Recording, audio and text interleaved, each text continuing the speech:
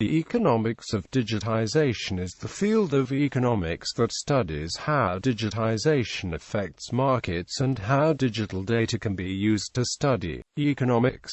Digitization is the process by which technology lowers the costs of storing, sharing, and analyzing data. This process has changed how consumers behave, how industrial activity is organized, and how governments operate. The economics of digitization exists as a distinct field of economics for two reasons. First, new economic models are needed because many traditional assumptions about information no longer hold in a digitized world. Second, the new types of data generated by digitization require new methods to analyze. Research in the economics of digitization touches on several fields of economics, including industrial organization, labor economics, and intellectual property. Consequently, many of the contributions to the economics of digitization have also found an intellectual home in these fields. An underlying theme in much of the work in the field is that existing government regulation of copyright, security, and antitrust is inappropriate in the modern world. For example, information goods, such as news articles and movies, now have zero marginal costs of production and sharing. This has made the redistribution without permission common and has increased competition between providers of information goods. Research in the economics of digitization studies how policy should adapt in response to these changes. Information technology and access to networks.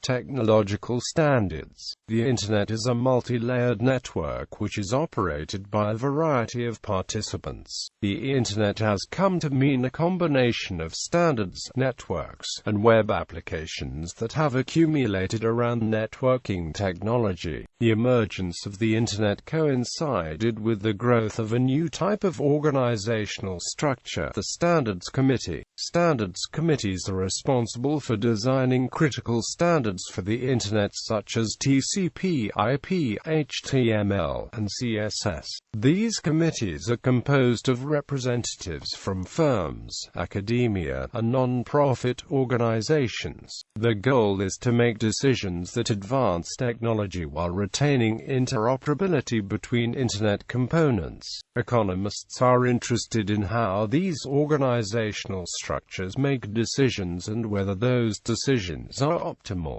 The supply of Internet access. The commercial supply of Internet access began when the National Science Foundation removed restrictions for using the Internet for commercial purposes. During the 90s, Internet access was provided by numerous regional and national Internet service providers. However, by 2014, the provision of high-speed broadband access was consolidated. About 80% of Americans can only buy 25 Mbit per second from one provider, and a majority only have a choice of two providers for 10 Mbit per second service. Economists particularly interested by competition and network effects within this industry. Furthermore, the availability of broadband may affect other economic outcomes such as the relative wages of skilled and unskilled workers. Demand for the Internet. A key issue in the economics of digitization is the economic value of Internet-based services. The motivation for this question is twofold. First, economists are interested in understanding digitization-related policies such as network infrastructure investment and subsidies for Internet access.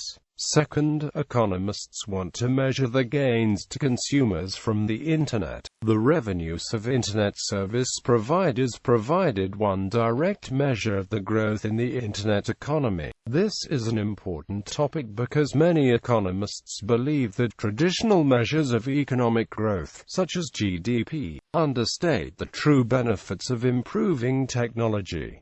The modern digital economy also tends to lead to rely on inputs with zero price. The effects of digitization on industrial organization.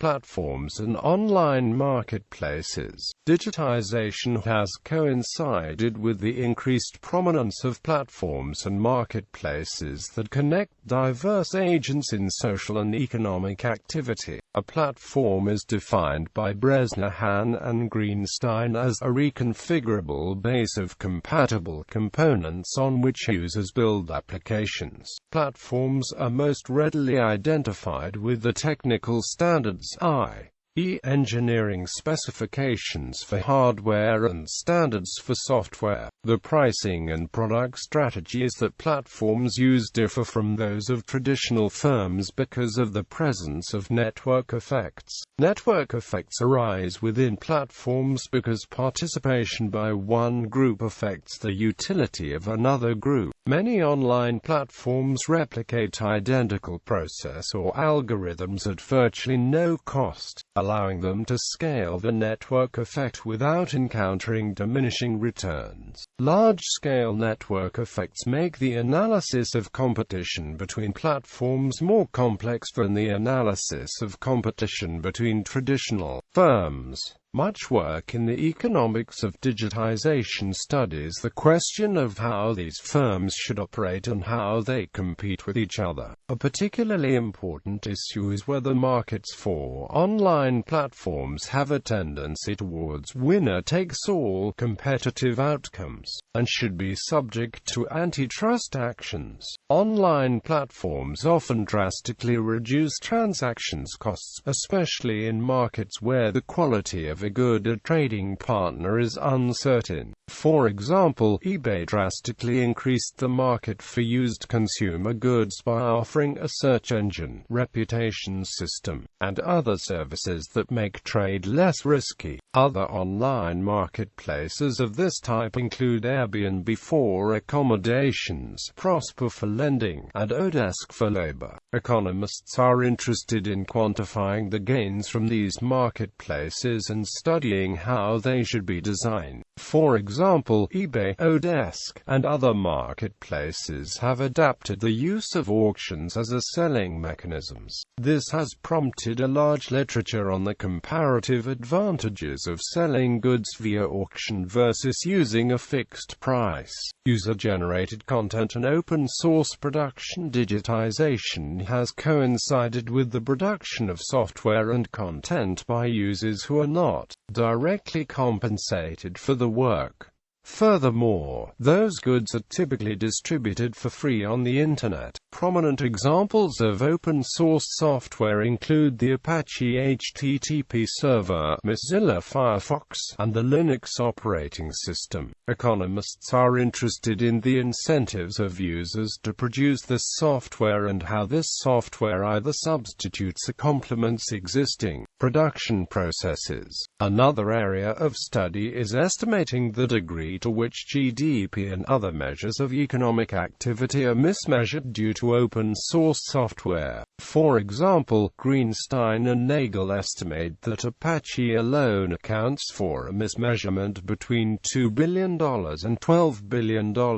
In addition, open-source production can be used for hardware, known as open hardware, normally by sharing digital designs such as CAD files. Sharing of open hardware designs can generate significant value because of the ability to digitally replicate products for approximately the cost of materials using technologies such as 3D printers. Another active area of research studies the incentives to produce user-generated content such as Wikipedia articles, digital videos, blogs, podcasts, etc. For example, Zhang and Zhou show that Wikipedia contributors are motivated by the social interaction with other contributors. Greenstein and Zhou show that while many Wikipedia articles exhibit slant, the overall level of slant across articles on Wikipedia has diminished over time. Advertising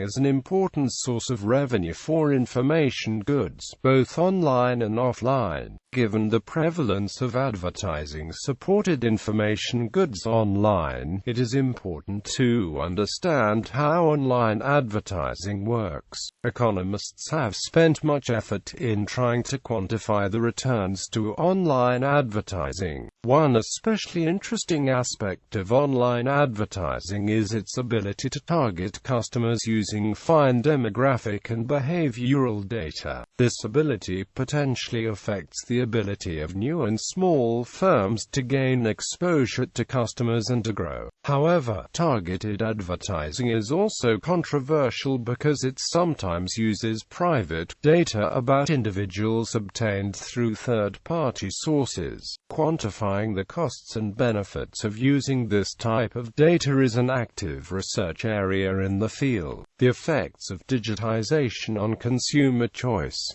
Search engines and recommendation systems. Perhaps the oldest and largest stream of research on the Internet and market frictions emphasizes reduced search costs. This literature builds on an older theory literature in economics that examines how search costs affect prices. Digitization of retail and marketing meant that consumers could easily compare prices across stores. So the empirical work on Internet pricing examined the impact on prices and price dispersion. Initially hypothesized by Precautions, the first wave of this research empirically documented lower prices but still substantial dispersion. The newest wave of this research collects data about online searches to examine the actual search process that consumers undertake when looking for a product online. This question also emphasizes that the final stage of purchase is often controlled by a more familiar retail environment, and it raises questions about the growing importance of standards and platforms in the distribution of creative content. As noted earlier, near-zero marginal costs of distribution for information goods might change where and how information goods get consumed. Geographic boundaries might be less important if information can travel long distances for free. One open question concerns the incidence of the impact of low distribution costs. The benefits might vary by location, with locations with fewer offline options generating a larger benefit from digitization. Furthermore, online retailers of digital goods can carry many more products and never worry about running out of inventory. Even if a song only sells a handful of times, it is still profitable to be offered for sale on the Internet. At the same time, the zero marginal costs of distribution mean that top-selling items never go out of stock and therefore can achieve even higher sales. Several papers in the literature attempt to quantify the economic impact of increased product variety made available through electronic markets. Isaac al. derive a theory of when lower search costs will result in superstar and long-tail effects. Reputation systems. One particularly important aspect of digitization for consumers is the increased use of reputation systems on retail websites and online marketplaces. 68% of respondents in a 2013 Nielsen survey said that they trusted online reviews. Numerous papers have shown that these review systems affect consumer demand for restaurants, books, and hotels. A key area of research in digitization studies whether online reputations accurately reveal both the vertical and horizontal quality of a good. For example, Foreman et al. Show that local reviews have more effect than reviews from distant reviewers, suggesting that reviews provide information about both vertical and horizontal differentiation. On the other hand, several show that online reviews are biased because not everyone leaves reviews, because reviewers are afraid of retaliation, and because sellers may promote their own products using the review system. Newer research proposes designs for reputation systems that more efficiently aggregate information about the experiences of users. The effects of digitization on labor markets. Digitization has partially or fully replaced many tasks that were previously done by human laborers. At the same time, computers have made some workers much more productive. Economists are interested in understanding how these two forces interact in determining labor market outcomes. For example, a large literature studies the magnitude and causes of skill-biased technical change, the process by which technology improves wages for educated workers. Alternatively, author describes a framework for classifying jobs into those more or less prone to replacement by computers. Furthermore, the use of information technology only increases productivity when it's complemented by organization changes. For example, Garicano and Iation show that IT increases the productivity of police departments only when those police departments increased training and expanded support personnel. Another consequence of digitization is that it has drastically reduced the costs of communication between workers across different organizations and locations.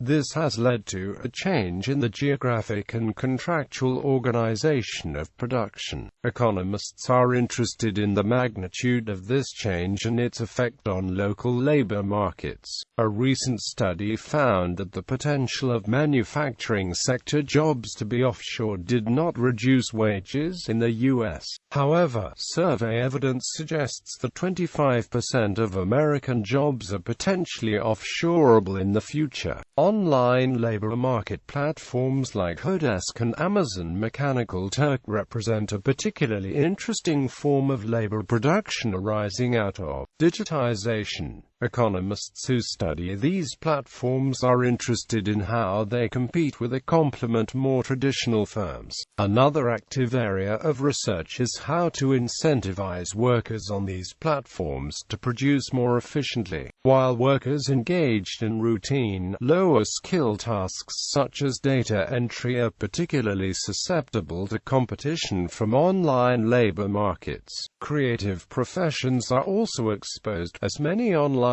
platforms now provide opportunities to crowdsource creative work. Government policy and digitization. Intellectual property and digitization. One main area of policy interest related to digitization concerns intellectual property. The justification for giving copyright and patent right relies on the theory that the potential to gain these rights encourages the production and sharing of intellectual property. However, digitization and ease of copying has made it difficult to defend intellectual property rights, especially in the case of copyright. Variance applies a theoretical framework for thinking about this change from an economics perspective. Usually, the economic effect on copyright holders in the context of free copying is considered to be negative. However, variance suggests an important counter-argument. If the value a consumer puts on the right to copy is greater than the reduction in sales, a seller can increase profits by allowing that right. Varian also provides a detailed description of several business models which potentially address the greater difficulty of enforcing copyrights as digitization increases. Alternative business models for intellectual property holders include selling complementary goods, subscriptions, personalization, and advertising. Empirical research in this area studies the effects of Internet file sharing on the supply and demand for paid content. For example, Danaher et al. 2010 show that the removal of NBC content from iTunes increased the illicit copying of NBC shows by 11.4%. This result shows that licensed and unlicensed content are substitutes. Giorcelli and Moser show that the spread of copyright in Italy between 1770 and 1900 increased the production of new and better operas. Still, there is little work on how these empirical results should inform copyright rules and security practices. Net neutrality, privacy, security, and digitization. Privacy and data security is an area where digitization has substantially changed the costs and benefits to various economic actors. Traditional policies regarding privacy circumscribed the ability of government agencies to access individual data. However, the large-scale ability of firms to collect, parse, and analyze detailed micro-level data about consumers has shifted the policy focus. Now, the concern is whether firms' access consumer data should be regulation and restricted. In the past decade, theoretical work on commercial privacy has tended to focus on behavioral price discrimination as being a potential application of a context where researchers can model privacy concerns from an economics perspective. Goldfarb and Tucker wrote the first paper to empirically study the economic effects of privacy regulation for the advertising-supported Internet. The implementation of privacy regulation in Europe has made it more difficult for firms to collect and use consumer browsing data to target their ads more accurately. The field test data shows these policies are associated with a 65% reduction in the influence banner ads have on purchase intent. As well as this main effect, the research also suggests that privacy regulation might change the web landscape in unanticipated ways. With advertising becoming even more intrusive, it also might lead marketers to shift the media buys away from newspapers because of difficulties in finding relevant advertising to show. Another related concern is what precautions should firms take to prevent data breaches such as those at Target and Staples. Aurora et al. Models the firm's effort in securing data from an economics perspective. They find that direct competition reduces the time that a firm takes to patch a vulnerability to its software. Other attempts at measuring the consequences of information security policy from an economics perspective are Miller and Tucker, who look at policies mandating encryption, and Romanowski et al., who look at mandatory breach notification laws. Other issues. There are many other policies related to digitization that are of interest to economists. For example, digitization may affect government effectiveness and accountability. Digitization also makes it easier for firms in one jurisdiction to supply consumers in another. This creates challenges for tax enforcement. Another issue is that companies with new internet-based business models, such as Airbnb and Uber, pose challenges for regulation aimed at traditional service providers. Many safety and quality enforcement regulations may no longer be necessary with the advent of online reputation systems. Lastly, digitization is of great importance to healthcare policy. For example, electronic medical records have the potential to make healthcare more effective but pose challenges to privacy policy. Books. In May 2015, the National Bureau of Economic Research published a book with the University of Chicago Press entitled Economic Analysis of the Digital Economy. The editors for the book are Avi Goldfarb, Shane Greenstein, and Catherine Tucker. The volume brings together leading scholars to explore this emerging area of research. This follows on a book that collected 25 important articles in the area, published by Edward Elgar Publishing, titled Economics of Digitization.